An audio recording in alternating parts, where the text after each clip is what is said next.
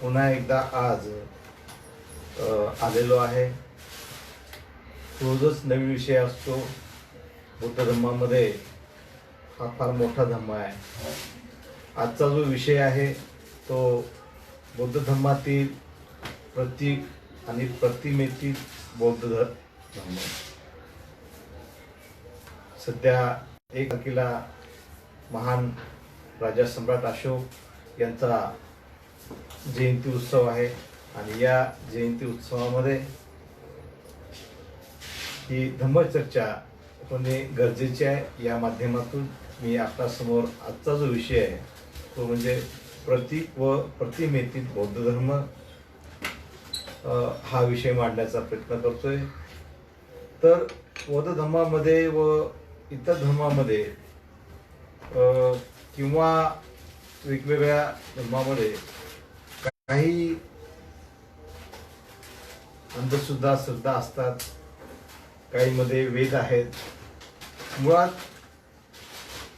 बौद्ध धर्म हा नास्तिक धर्म सुद्धा काही लोक म्हणतात आणि त्याप्रमाणे नास्तिक यासाठी की तो अंधश्रद्धेवर कधीच विश्वास ठेवत नाही। विज्ञानवादी धर्म म्हणून बौद्ध धर्माला मान्यता आहे। या धर्माची मुहूर्तमेढ शाक्य कुलोत्पन्न गौतम बुद्धाने सुमारे 2500 वर्षापूर्वी वाराणसी जवळच्या सारनाथ येथे केली होती। त्याप्रमाणे 2500 वर्षानंतर हा धर्म संपूर्ण भारतभर तसेच भारताबाहेर पसरला होता। बुद्ध हे स्वतः कधीच मूर्ती पूजा केली नव्हती किंवा मूर्ती पूजेच्या विरोधक होते। ईश्वराच्या अस्तित्वाचा त्यांनी केला नाही। तसेच त्यांचे म्हणणे होते की तुम्ही स्वतःचे अत्त दीपभव म्हणजेच स्वतः प्रज्वलित व्हा, स्वतःलाच शरण जा असं सांगितलं होतं। त्यामुळे प्रतिमेला किंवा त्याच्या पूजेला बौद्ध धर्मामध्ये स्थान आहे आणि अंधश्रद्धा मुक्त धर्म आहे।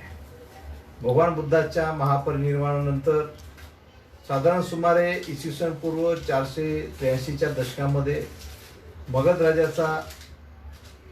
राजा अजातशत्रू त्याच्याजवळ बौद्धाची प्रथम धम्मसंहिता भरली होती। बौद्ध वाङ्मयाच्या दृढ प्राप्त झाले। दुसरी सभा वैशाली येथे रेवंत भिक्षूच्या अध्यक्षतेने घेण्यात आली धम्मसंहिता। बौद्धाची तिसरी धम्मसंहिता मौर्य सम्राट प्रियदर्शी राजा सम्राट अशोक याने भरविली। येथे जुन्या मताचा पुन्हा विजय झाला आणि चौथी आणि महत्वाची धम्मसंहिता ही राजा कुशाण चौथी धम्मसंहिता कुशाण येथे राजा कनिष्क यांच्या काळात काश्मीरमध्ये कुंडलवन येथे झाली होती। या सभेचा वसुमित्र हा बनते वसुमित्र हे अध्यक्ष होते।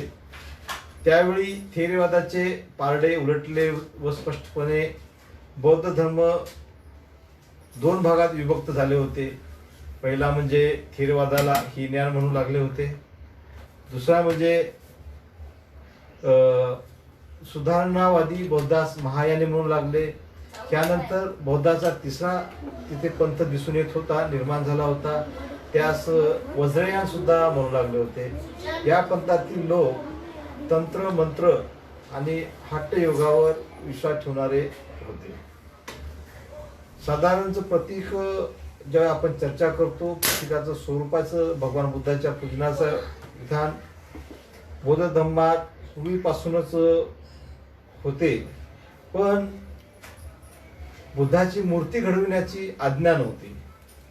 म्हणजेच ह्यात एक महत्वाचा मुद्दा लक्षात येतो तो असा की बौद्ध धर्माला सुद्धा हीनयान काळात पूजनाचे महत्त्व पूर्वीपासूनच मान्य होते, परंतु मूर्तीपूजेऐवजी प्रतीक पूजनास महत्त्व होते। मग बौद्ध प्रतीके नेमकी कोणती? तर बौद्ध प्रतीके या विषयावर जेव्हा आपण चर्चा करतो त्यावेळी बौद्ध धर्माच्या स्थापनेपासून म्हणजे बुद्ध धर्म किंवा बौद्ध धर्म जो स्थापना झाला तो बुद्धाची मूर्ती प्रत्यक्षात येण्याचे दरम्यान सुमारे 600 काळात गेलेला असेल. या काळात बौद्धाच्या आराधनेचा मुख्य केंद्र हे फक्त बुद्धच होते, पण महापरिनिर्वाण प्राप्त झालेल्या निराकाराला पुन्हा साकार करून प्रत्यक्ष समोर उभे करण्याची कल्पना बळावलेली नव्हती. पण त्याचबरोबर निराकाराची शून्यात कल्पना करून त्याची आराधना करणे शक्य नव्हते. साहजिकच बुद्धाकरिता प्रतीकाचा शोध सुरू झाला होता हे मात्र निश्चित. बुद्धाचे प्रतिनिधित्व करण्याकरिता समोर येऊ पाहणारे प्रतीके शक्य तितकी बुद्धाच्या जवळचीच हवी होती. अर्थात प्रत्यक्ष शरीर किंवा शरीराचे पंचभौतिक अवशेष अथवा अवशेषाची स्थापना केलेले असणे गरजेचे होते. यापेक्षा जवळचे काय असणार या दृष्टीने स्तूप ही संकल्पना बुद्धाचे सर्वोत्तम प्रतीक म्हणून होते व ते झाले. पण स्तूपाचा संबंध बुद्धाच्या निर्वाणाशी होता. स्तूपाचा संबंध जो इथे आहे तो भगवान बुद्धाच्या महापरिनिर्वाणाशी होता. साहजिकच भाविक मनाला तितकासा सुखकर नव्हता, म्हणून बुद्धाच्या जीवनाशी संबंधित असलेल्या वस्तू व विशिष्ट घटनाचे स्मरण देणाऱ्या वस्तू बुद्धाची उत्तम प्रतीके बनली. पण एकदा प्रतीके ठरल्यानंतर मग बुद्धाची उपासना, बुद्धाच्या सामर्थ्याची कल्पना, बुद्ध चित्राचे कलेत अंकन वगैरे गोष्टी सोप्या झाल्या. सांचीच्या स्तूपावर जिथे भगवान बुद्धाचे चित्रण केले आहे ती स्थळे बारकाईने निरीक्षण केल्यास पाहिल्यास हे चटकन आणि पटकन लक्षात येईल की गोष्टीची मांडणी करीत असताना जेथे बुद्धाच्या अंकनाची गरज भासत असे तिथे भगवान बुद्धाचे कोणते तरी प्रतीक आणून ठेवत बुद्ध मूर्ती अस्तित्वात येईपर्यंत सर्वत्र हीच पद्धत असावी. या काळात मान्यता पावलेले बुद्ध प्रतीके पुढील प्रमाणे होती, जसे की पांढरा हत्ती, कमळ, घोडा, बोधिवृक्ष, वज्रासन, गंधकुठी, भिक्षापात्र, प्रभामंडल, धम्मचक्र, पद्मचिन्हे, त्रिरत्न आणि स्तूप. कदाचित आपण शिल्पकलेशी किंवा लेण्याशी संपर्कात असाल तर ही सर्व प्रतीके आपण सतत तिथे पाहतात आणि हे आपल्या कानावर गेलेले शब्द असावेत.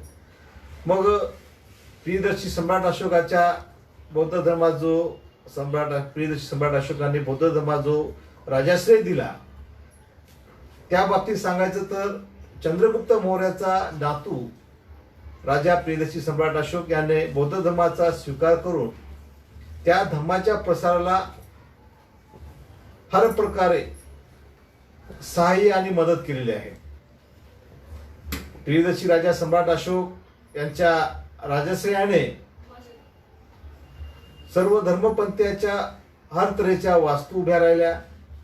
या वास्तू चित्रे, मूर्ती यांनी सुशोभित करण्यात आल्या होत्या, पण बुद्धास प्रतीक रूपातच आहे. पूर्वीपेक्षा निराळाच असे असणारा एक कलाप्रवाह उत्पन्न झाला होता. नवनवे मार्ग चोखाळण्यास प्रारंभ झाला. योगायोगाने काही नवे मार्ग व तंत्र ठाऊक असणारे कलाकार व शिल्पी जसे की अलेक्झांडर यांनी इराणच्या अखेमेनियम साम्राज्याचा नाश केल्यानंतरही अखेमेनियमनी बाळगलेल्या कलाकारांची व शिल्पीची वातार झाली व त्यातील काही गुणी कलाकार व पंडित पूर्वेकडील वळले व त्यांनी मगध राजधानीचा आश्रय घेतला असावा असे मौर्यकालीन जी कला आहे त्यातून आपल्याला दिसून येते. मग आता बुद्धाचा आगमनाचा काळ होतो तयार. इसवी सन पूर्वी सणाच्या सुरुवातीपासूनच तरी प्रतीक पूजेला अधिक महत्व होते, परंतु त्यानंतर प्रत्यक्ष मूर्तीचा अभाव तीव्रपणे जाणवू लागला. सुधारणावादी महायानी बौद्धांना आपल्याकडे अभाव दूर करणे इष्ट वाटले. महायानी यांनी बुद्ध मूर्ती घडवण्याच्या मागे लागले. बुद्ध कसा असावा ही संकल्पना निर्माण झाली. मूर्ती कशी घडवावी, तिचे स्वरूप कसे असावे, मग ती कोणत्या मुद्रेत असावी, ध्यान मुद्रेत असावी, वज्रासनात असावी, याविषयी खूप खोल विचाराने विचार करण्यात आला. आणि त्या विषयावरती काही त्यांनी नियम बनवले आणि नियम बनवून त्याला एक वेगळ्या आशयाने नमूद करून ठेवले. आणि अग्नी पुराणामध्ये भगवान बुद्धाच्या मूर्तीचे वर्णन असे जसे गौरवर्ण, त्यानंतर पद्मासनात बसलेले बुद्ध अशी करण्यात आलेली आहे. तर त्याच्यामध्ये नवीन जी संकल्पना आली, त्यात कोणाविषयी उल्लेख करतात की बौद्ध धर्माची प्रार्थना स्थळे.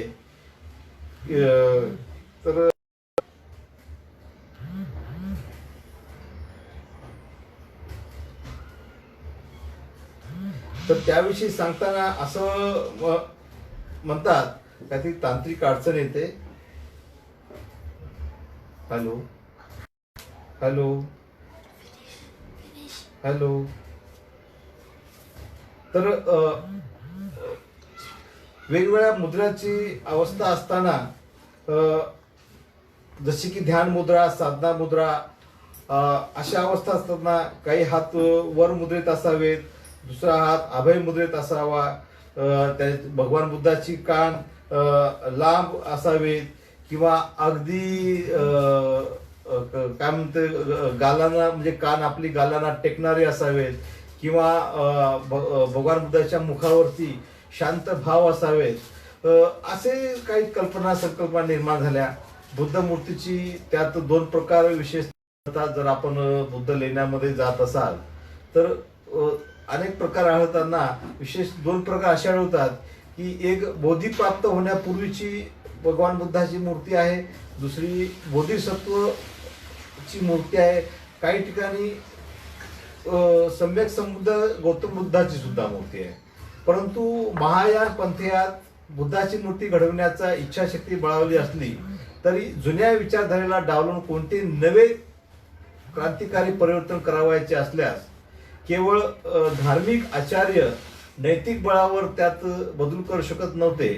परंतु महासंघिक बौद्धांना सत्तेचा पाठिंबा कुशाण राजा कनिष्क यांनी इसवी सन 1 ते 2 शतकामध्ये यांच्याकडून मिळवला होता. सम्राट कनिष्क राजाने जेव्हा इतर प्रभावशाली देवताप्रमाणे आपल्या नाण्यावर प्रथमच बुद्धाला स्थान देण्याचा निर्णय घेतला होता, त्याच वेळी बुद्ध प्रतिमेचा अभाव तीव्र रूपाने जाणवलेला असला पाहिजे. राजाज्ञेचा पाठबळ मिळतात.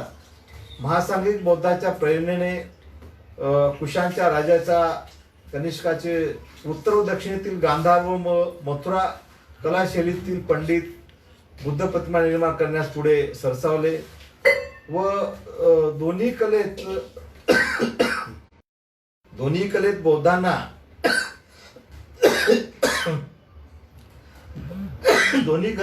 बौद्ध प्रतिमा अस्तित्वात आली. राजा सम्राट कनिष्काच्या बहुसंख्य नाण्यावर शावो कनिष्को कोशनो, परत एकदा आहे का, सम्राट कनिष्क राजाच्या काळामध्ये जास्तीत जास्त म्हणजे बहुसंख्य नाण्यावर शावो कनेस्को कोशानो हा शक भाषेतील लेख ग्रीक लिपीत असतो. या प्रकारच्या नाण्यावरील भागात बाजूवर भगवान बुद्धाची उभी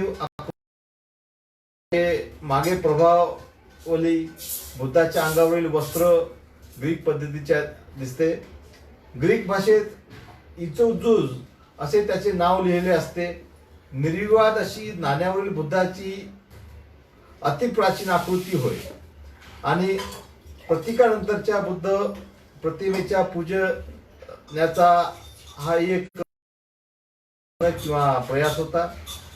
भगवान बुद्धाची प्रथम मूर्ती बोधिसत्वच्या नावाखाली मथुरेस कलाकारांनी घडवली असावी असे समजण्याकडे सध्या बहुतेक अभ्यासकांचे विद्वानाचा कल आहे.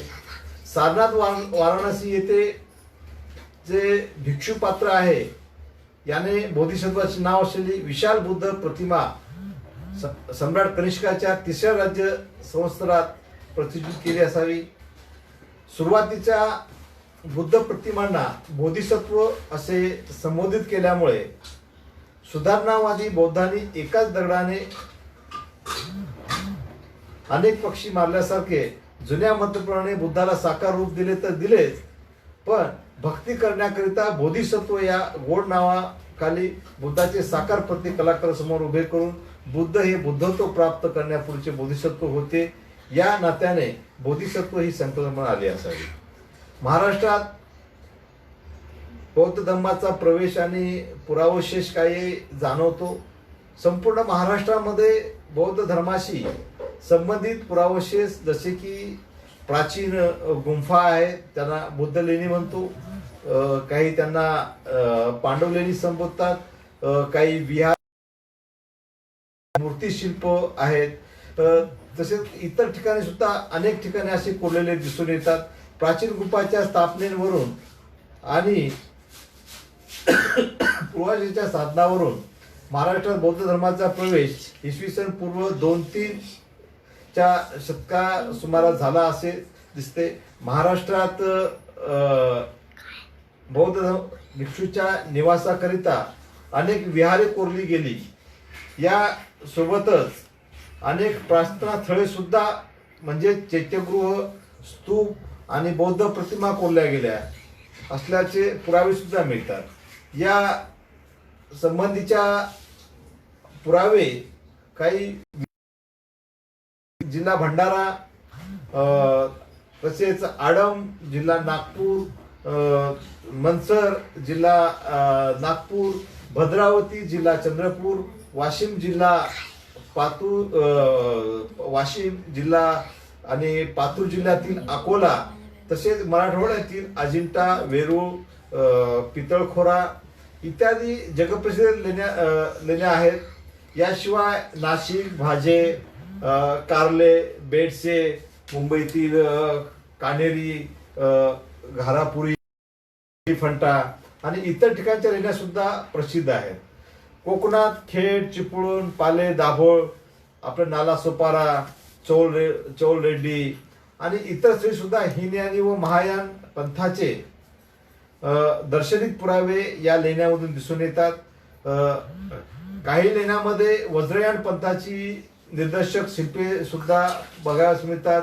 काही लेण्यांमध्ये तंत्रयानी सुद्धा शिल्प बघायला मिळतात.